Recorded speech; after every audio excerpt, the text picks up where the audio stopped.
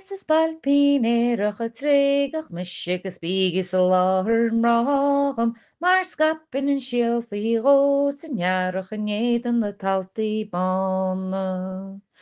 Mar scapin an síal faoi ró san nearach I néan taltaí bána, má lábhar a gceocht a hinnéana gapalas go ribite go ric le fána.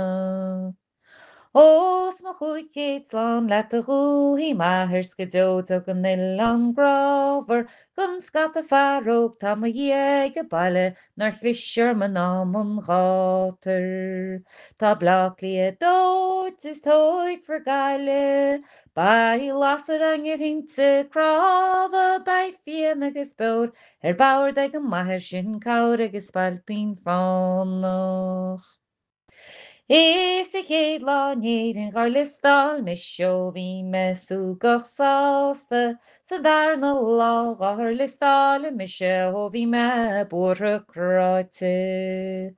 Ach a tríú lá gáir listáil me se, Dúrin chuig céad punta ágáilach a dógan sin is an méid deile ní ram fas le fálam.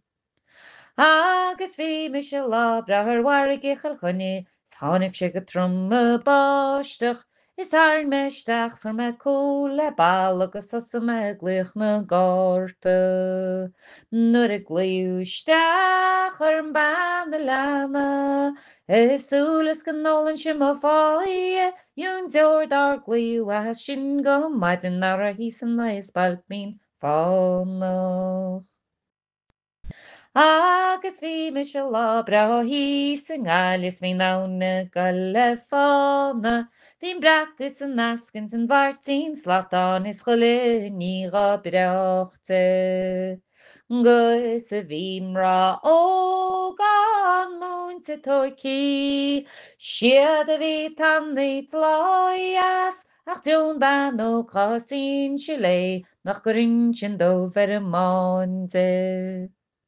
Agus buite lum sa lá bhaine deach gon charús na blion mhóra is ráithe, mar spúchalín éireach a súgach a manamnach a bhréigech a rinneolháin le. Gá bhain déag bhí géite go mélam, Isú le taribh mo láir scurbe, Paidir na cailín ar a hain sé har a tarseach, na behave yourself a spalpín fánach. Phew!